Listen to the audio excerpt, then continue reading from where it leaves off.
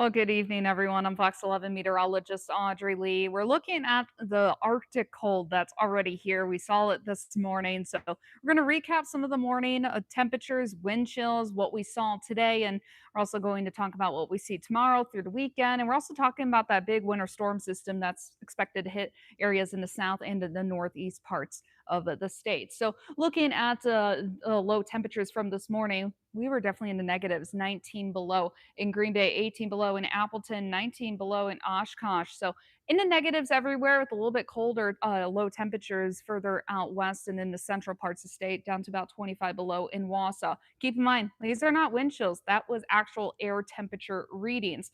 Wind chills this morning were colder than that. We saw areas such as Green Bay here negative 47 degrees for that wind chill. That was that real feel with Anago at negative 54. Elsewhere saw wind chills down to about 40, 45 below. So that is definitely bitter, that is brutal, that is dangerously cold with those wind chills, as frostbite can occur in as little as 5 to 10 minutes when wind chills are that cold. Now, high temperatures from today didn't make it above zero. We had a high of -7 in Green Bay, -6 in Appleton, also in Oshkosh, -5 in Fond du Lac area, and looking at -6 in Shawano. So everywhere you went here in the state, it was definitely cold, and we had those wind chills remain below zero as well. Now, here's some facts from today's cold. In terms of the morning wind chills, it was actually the coldest wind chill we've seen since January of 2019.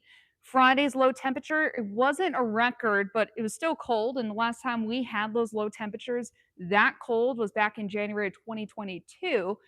Then going back to January 2019, Friday's high temperatures that I just showed you, that was the coldest since also January of 2019. So we haven't seen high temperatures make it down to about -5 since 2019. Now, right now, this evening, it's right around 8 o'clock, just after 8 p.m. tonight. And we're looking at wind chills currently in Green Bay, -33, down to about 31 below in Appleton, 32 below in Sturgeon Bay. Again, wind chills are that feels like temperature. So when you step outside and that wind is going, you'll definitely feel it. Now, we still have that extreme cold warning in effect until 9 o'clock tomorrow morning on Saturday. Notice that's the dark blue areas. We can see wind chills tonight down to about 35, maybe even seeing a 40 below wind chill. Good news is what is working in our favor is that we're not seeing quite as gusty winds as what we had last night earlier this morning. So it can get cold, but maybe not quite as cold as what it was this morning for tomorrow morning. Looking at Saturday afternoon, we're going to stay below zero for that real feel, likely staying below zero all the way into next week as well. We're just not going to meet that criteria for extreme cold warnings for the region. Now, as I said, we have that extreme cold warning right here in the northeast Wisconsin area and much of the upper Midwest. But to our south, we're talking about a bigger weather system. Good news is this weather system to the south, not going to affect us here in northeast Wisconsin or really much of Wisconsin. We might see some of that in the Chicagoland area, maybe the southern half of Wisconsin. Here in northeast Wisconsin, we're going to be in the clear. Not so much for those areas to our south. They have that winter storm advisory, winter storm warning, even ice warnings in effect because of that system. We're looking at a low pressure system that's going to develop right in Texas, and we're kind of already starting to see that developing tonight, but it's going to expand as we get into tomorrow morning. Notice hitting areas such as Oklahoma, then we'll see that going right to Tennessee in the southern half of the United States, and to our south, the southern parts, we're talking even parts of Florida, Georgia, Alabama, seeing rain. But then right that cutoff between that snow and that rain is that pink. And that is all that ice. That's going to be a major threat to those areas.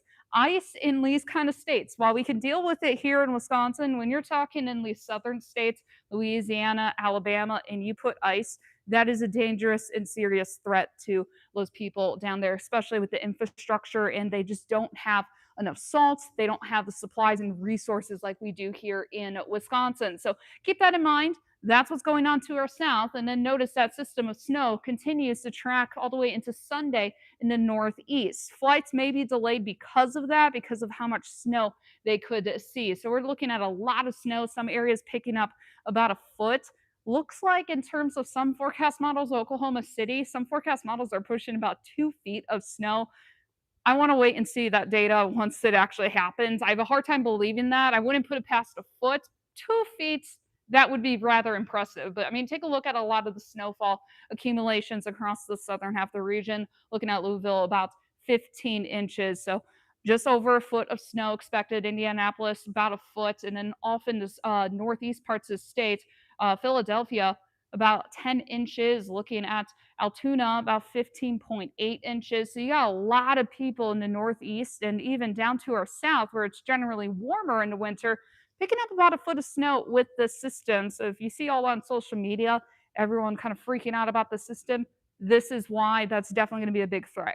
Good news for us here in Wisconsin. It's just cold, dangerously cold, but we're not going to be dealing with a foot of snow. In fact, our forecast next week, pretty quiet, maybe a few flurries popping up, but we're just dealing with negative wind chills all the way into next week. But I'll have more details coming up tonight at 9 and 10 here on Fox.